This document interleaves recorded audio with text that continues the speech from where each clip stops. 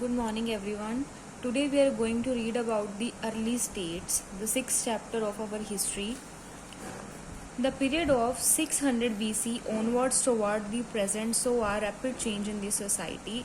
As you know, in the previous chapter we have read about how early men started living in villages, and in this chapter we will study about the political system where several villages formed a vish, means a group of villages known as vish, and a group of vish collectively formed a janapada.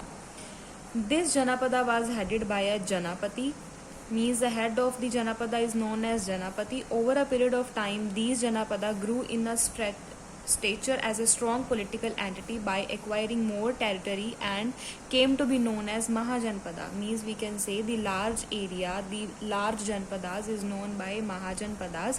By 200 BC, there was a total of 16 Mahajanpadas.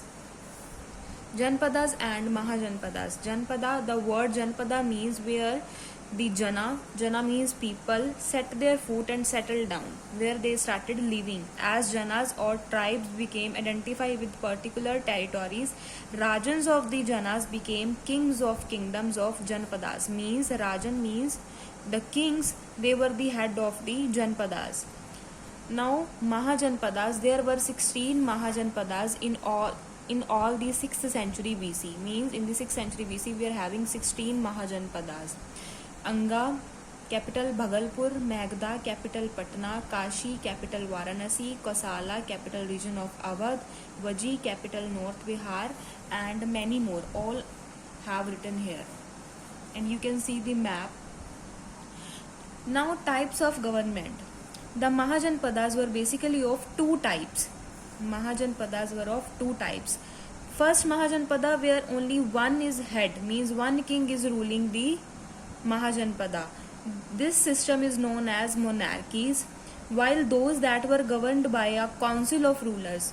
In the second part of Mahajanpadas, where group of people is ruling, this is known as republics or Ganasanghas. Republics or Ganasanghas. Now we'll read about monarchies. The monarchical Mahajanpadas were ruled by individual king, means one king is ruling the whole Mahajanpada. Many of the kings of the Mahajanpada became very powerful, and monarchy became the very dominant form of a state and government, means very powerful government. Kingship was hereditary, means after the death of the king, the eldest son will become the next king.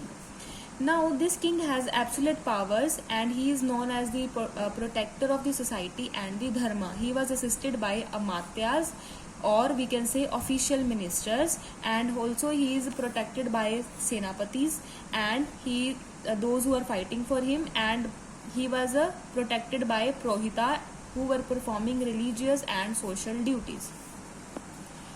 Republics or Ghanasanghas. Apart from the monarchical Mahajanpadas, the other political system, the second political system on that time was known as republics. In the republic, the people choose or elect their rulers. Power lay with the people of state, not with the ruler. Means power was in the hand of people. The republic were also known as Ghanasanghas.